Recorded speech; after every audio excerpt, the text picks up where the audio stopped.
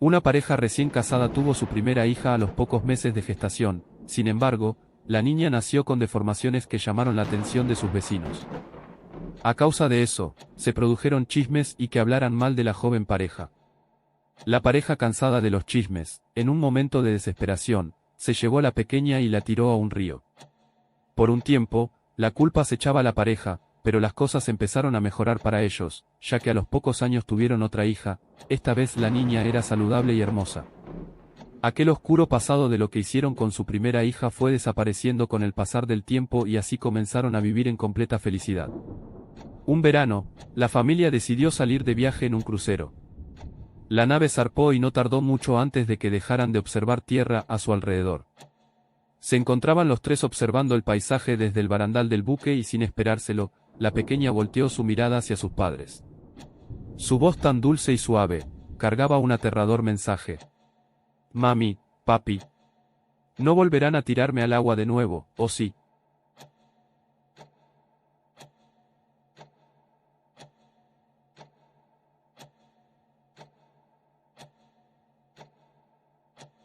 En un barrio antiguo de la Ciudad de México, había una casa abandonada que era conocida como la Casa de los Espejos. La gente del barrio decía que la casa estaba embrujada y que quien entraba nunca salía. La leyenda cuenta que la casa había pertenecido a un anciano que se había vuelto loco después de la muerte de su esposa. El anciano había llenado la casa de espejos, creyendo que así podría ver a su esposa en el reflejo. Un grupo de amigos decidió explorar la casa y entraron sin temor. Al principio, todo parecía normal, pero pronto se dieron cuenta de que los espejos reflejaban imágenes que no eran suyas. Vieron a una mujer hermosa en un espejo, pero cuando se acercaron, la mujer desapareció. De repente, los espejos comenzaron a romperse y los amigos salieron corriendo. Pero uno de ellos se quedó atrás, atrapado en un espejo. Al día siguiente, encontraron su cuerpo en la casa, con una mirada de terror en su rostro y un espejo roto en su mano. La leyenda dice que la casa sigue embrujada y que quien entra se queda atrapado en los espejos para siempre.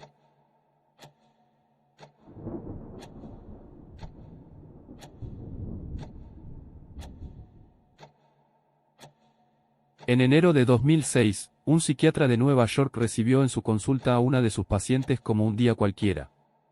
En aquella sesión, la joven le explicó que había soñado en repetidas ocasiones con un hombre al que ni siquiera conocía. Tenía una calva incipiente, las cejas muy gruesas y los labios extremadamente finos, en especial el superior. Mientras oía la descripción, el facultativo dibujó el retrato del sujeto. No le dio mayor importancia y lo dejó sobre la mesa. Las tornas cambiaron cuando, en sus siguientes consultas, dos pacientes más aseguraron haber visto al mismo hombre en sueños. El psiquiatra decidió hacer copias del dibujo y enviarlo a varios compañeros de profesión. Meses después, vieron que el número de personas que habían soñado con él no paraban de aumentar y optaron por crear una página web en la que se registraran todas sus apariciones. Los facultativos descubrieron que el misterioso hombre se había colado en los sueños de cerca de 2000 personas. Sus apariciones son de lo más dispares. Uno de los pacientes aseguró haberlo visto vestido de Papá Noel, persiguiéndolo por toda una carretera con un cuchillo en la mano. Otro dijo haberse enamorado en cuanto lo vio. Un tercero asegura que cuando sueña que vuela, el hombre lo hace junto a él, y nunca habla, se limita a mirarlo con signos de empatía. El fenómeno ha dado pie a múltiples teorías conspirativas. Una de ellas señala que el intruso es una persona real con la habilidad de irrumpir en los sueños. Otra, incluso afirma que se trata de un proyecto oculto de los gobiernos para controlar las vidas de los ciudadanos. La hipótesis más científica, sin embargo, indica que este rostro forma parte de la conciencia común. ¿Y a ti, alguna vez se te ha presentado en sueños? ¿Hay alguien ahí? Acudo al cuarto de mi hijo para ver qué le sucede, pues despertó en la madrugada con gritos ahogados mientras se escuchaban golpes en su habitación. Voy a su encuentro y lo veo temblando en su cama. Hijo, ¿qué te sucede? A lo que él responde, papá, hay alguien en mi armario. Con cierta gracia, voy hasta el armario para cumplir su capricho, lo abro, para mi horrida sorpresa, mi hijo también está en él, temblando mientras balbucea, papá, hay algo raro en mi cama.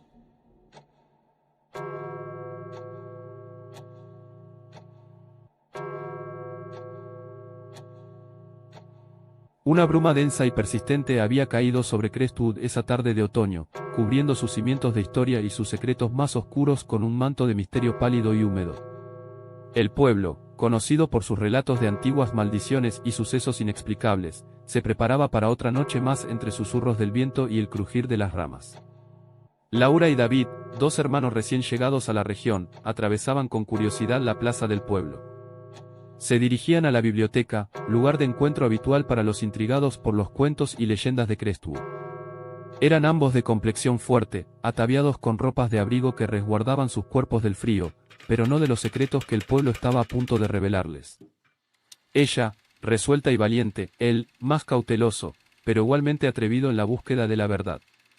¿Crees en esas historias?, preguntó David a su hermana mientras abrían la antigua puerta de madera. La verdad se oculta entre leyendas, contestó Laura con una sonrisa, y aquí, estamos para descubrirla. El bibliotecario, un anciano de aspecto tan antiguo como los libros que protegía, lo recibió con un gesto sombrío que les erizó la piel. No todo conocimiento trae buenas nuevas, musitó con una voz rasposa antes de dirigirlos hacia la sección de historia local. Aquella noche, a medida que los hermanos se adentraban en los documentos y relatos del pueblo, una serie de eventos comenzaron a desencadenarse, tejiendo el hilo de un cuento que pronto serían parte. Los lugareños se recluían en sus casas antes de la puesta de sol, no por la llegada del frío, sino por el temor a una antigua tradición. Durante la densa niebla de otoño, las sombras cobraban vida y los desaparecidos nunca eran encontrados. «Es hora de cerrar», les anunció el bibliotecario, sacudiéndolos de su inmersión en relatos de apariciones y desventuras. Mientras abandonaban la biblioteca, el silencio de las calles de Crestwood les daba la bienvenida. De regreso a casa, Laura sintió una presencia en la niebla. ¿Has oído eso, David? Su voz denotaba una mezcla de temor y fascinación. Al voltear, una sombra efímera se disolvía en la neblina, como si nunca hubiera estado allí. Vamos, seguramente son solo animales, replicó David, aunque su voz temblorosa traicionaba su fingida tranquilidad. Sin embargo, en el fondo, compartía el presentimiento de su hermana, algo inusual acechaba en Crestwood. Al llegar a la casa que habían alquilado, la seguridad de las paredes y la calidez del hogar parecían alejar cualquier sensación inquietante. Pero, la noche reveló ser la confidente de las sombras, y en el pueblo de Crestwood, los secretos nocturnos tenían vida propia. En la oscuridad de su habitación y con el parpadeo de una única vela iluminando su rostro, Laura repasaba las notas que habían tomado. Parece que cada generación tiene su historia de desaparecidos, y siempre en esta época, con esta niebla, murmuró, tratando de encontrar un patrón. Estas leyendas han de tener un origen, alguna explicación lógica, añadió David, sin poder ocultar el miedo que comenzaba a anudársele en la garganta. El sueño les pesaba en los ojos, pero el temor a lo que se ocultaba entre la niebla los mantenía despiertos, atentos al mínimo sonido, a la mínima seña de que no estaban solos en aquel lugar. De repente, un chillido desesperado rompió el silencio de la noche, seguido de un estruendo procedente del exterior. Saltaron de sus camas, y a través de la ventana, vieron cómo la niebla se agitaba en un baile frenético alrededor de la figura de una persona. «Alguien está en peligro», gritó Laura, y sin pensarlo dos veces, abrió la puerta de la casa y corrió hacia la niebla. David, tomado por la urgencia y el lazo fraterno, la siguió sin cuestionar, adentrándose ambos en el corazón de la incógnita que envolvía Crestwood. Lo que encontraron allí no era una persona, ni un animal, era la esencia misma de la angustia. Una niebla tan densa que parecía sólida, y en ella, figuras oscuras emergían y se desvanecían como si fuera un espejismo tétrico de la realidad. Laura y David se tomaron de las manos para no perderse, para no convertirse en otro relato macabro de la historia del pueblo. «Laura, David, son ustedes», sonó una voz conocida detrás de ellos. Al volverse, descubrieron al anciano bibliotecario, con una lámpara en la mano y una expresión grave. «Hey, es peligroso lo que están haciendo, niños». «Alguien pidió ayuda, lo oímos», exclamó David, mientras su aliento formaba nubes en la fría noche. El bibliotecario negó con la cabeza, sus ojos reflejando una sabiduría triste y antigua. «Lo que oyeron son las sombras de la niebla, llaman a aquellos cuyas almas están desorientadas, perdidas. Vienen por aquellos que no encuentran su lugar, que no pueden ver más allá de su propia niebla». Laura frunció el ceño, intentando comprender. «Pero, ¿cómo es posible? ¿Qué son esas sombras realmente?». Una antigua maldición, una advertencia, un destino para aquellos que no escuchan las historias del pasado, relató el anciano. Pero hay una forma de disiparlas, de salvarse y salvar al pueblo. Díganos qué hacer, insistió Laura, su voz firme y decidida, preparada para enfrentar las sombras y sus propios miedos. Las sombras se alimentan del miedo y la confusión, atraen a los incautos. Pero si mantienen su espíritu claro, si llevan la luz de la verdad y la esperanza, pueden devolverlas a su lugar de origen, donde no podrán dañar a nadie. Inspirados por las palabras del bibliotecario y armados con la determinación que solo poseen aquellos que han decidido vencer sus miedos, Laura y David se adentraron de nuevo en la niebla, llevando consigo la luz de la lámpara y la claridad de sus corazones. Mientras caminaban, los gritos y las formas oscuras empezaron a retroceder, como si la confianza de los hermanos las repeliese. La bruma comenzó a clarear y poco a poco, las calles de Crestwood se revelaron de nuevo, limpias de esa presencia opresiva. Al amanecer, el pueblo despertó de un sueño largamente atormentado. La niebla se había disipado y con ella las sombras. Laura y David, agotados pero triunfantes, volvieron al calor de su hogar, conscientes de que habían cambiado la historia de Crestwood para siempre. La noticia de la liberación del pueblo, pero había un espacio en particular que despertaba un halo de inquietud entre ellos, el ático.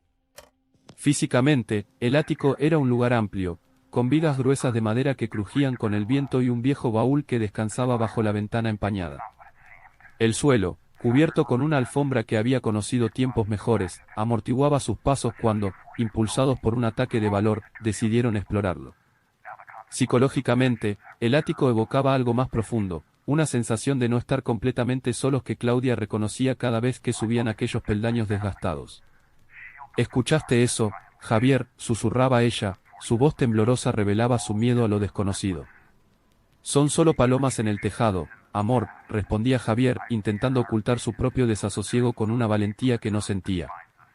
Pero en el silencio que seguía sus palabras, los susurros se hacían oír de nuevo, susurraban nombres de un pasado que ninguno de los dos podía recordar. Una noche, cuando la luna llena se filtraba por la lucarna del ático, la pareja decidió enfrentar lo que sea que los inquietaba. Allí, con una linterna como única compañía, descubrieron inscripciones en las paredes ocultas tras cortinajes polvorientos. Nombres y fechas, algunas tan antiguas que la tinta se había desvanecido con los años.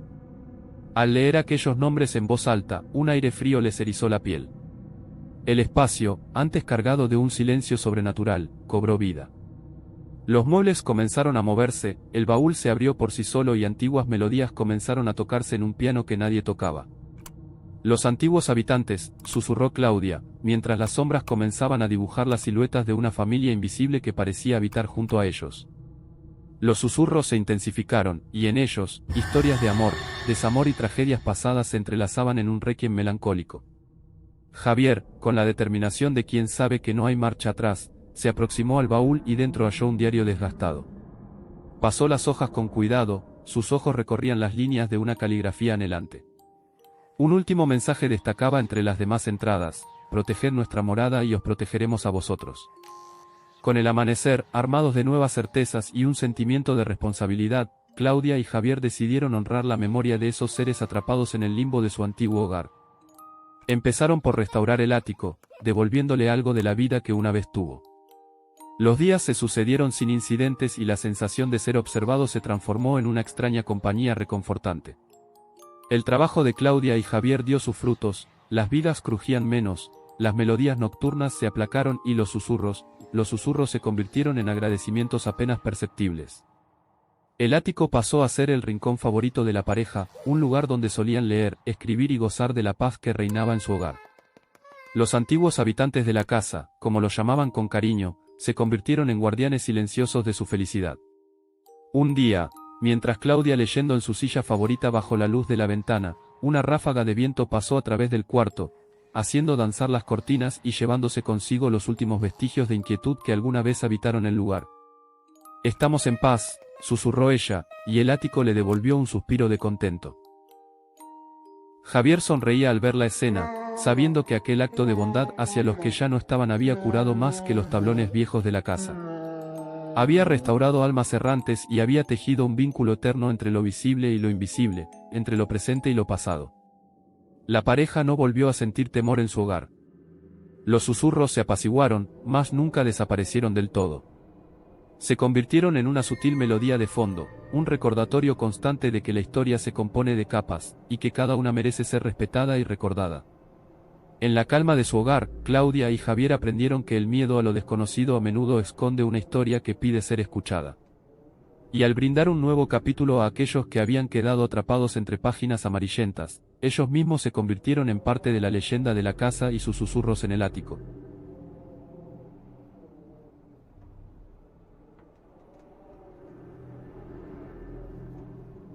En una pequeña localidad a las afueras de Sevilla, irradiaba la leyenda de un jardín secreto. Se decía que cualquiera que pusiera un pie allí, quedaría atrapado en una de sus estatuas de piedra.